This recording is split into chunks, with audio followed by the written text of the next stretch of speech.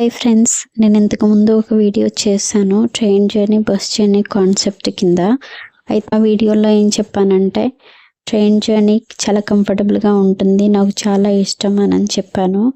కానీ ఈరోజు చేసిన ట్రావెల్ని బట్టి నాకు ఏమనిపిస్తుందంటే ట్రైన్ బస్సు సేమే అనిపిస్తుంది.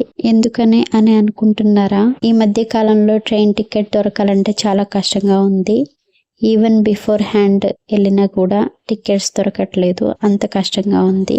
ఇంకా జనరల్ టికెట్ అయితే పరిస్థితి ఇలా ఉంటుందండి. చూసారా, ఎక్కడ పడితే అక్కడ కూర్చున్నారు, పైన కింద అస్సలు ప్లేస్ లేదు, కనీసం కాలు పెట్టడానికి కూడా ప్లేస్ లేదు.